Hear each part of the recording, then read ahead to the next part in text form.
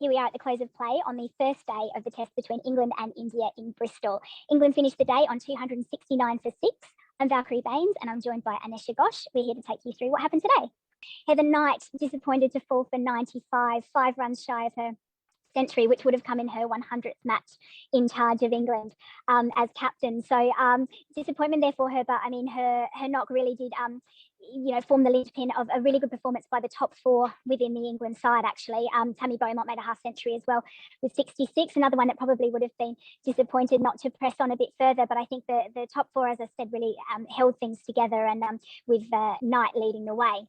I guess one of the key points is that India got themselves back in the game via their spinners after that great start by England. What was your assessment of how they went, Anisha?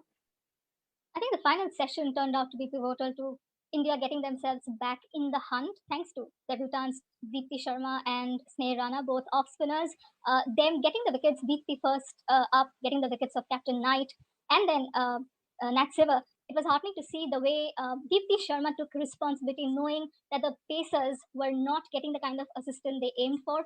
Remember, the surface was wearing down a little bit. It had pace and carry early on, but as the sessions progressed, we could see that there was drift on offer, there was pronounced grip on offer, which Deepti made absolutely superb use of, as did Sneha Rana.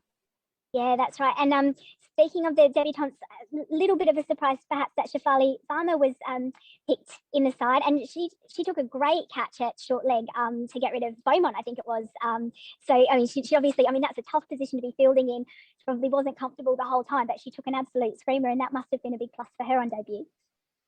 Certainly. Speaking of the 5 Indian debutants, I personally did not expect that Mithali Raj would pick Shafali Verma for a debut in this game, but she did look uncomfortable fielding at slip early on, and then at short leg, she took a few blows, but then for her to have simply stuck out her hand and completed the low diving catch, it was spectacular to see. Remember, Shafali Verma doesn't have quite a good history with catches. It was at a T20 World Cup final where she famously or otherwise dropped Alisa Healy. So for her to having given India the breakthrough by that fielding effort, it's definitely commendable.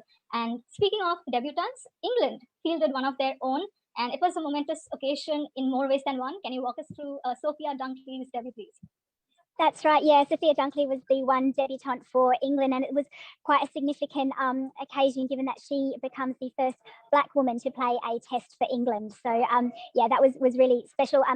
Heather Knight spoke a little bit about that in her post-match press conference. She said basically Dunkley had made it impossible not to pick her through weight of runs. She was in the setup for a while, and then sort of had about 18 months where she couldn't sort of get back in the side. She came back into the England frame during the West Indies T20 series last summer, the one that they sort of shoehorned in, when things opened up after the pandemic again. And since then, she's sort of been on the radar ever since, and sort of amassing runs. And like Heather Knight said, it was just impossible not to pick her. She is still in. She's not out 12, so she's it'll be really interesting to see how she goes tomorrow. She's got Catherine Brunt, so a very experienced campaigner at the other end of the crease. So it'll be really interesting to see. What was that? And a fierce one at that, Catherine Brunt. Totally. So it will be so interesting to see how they get along. So very much looking forward to that, and we will look forward to catching you again tomorrow.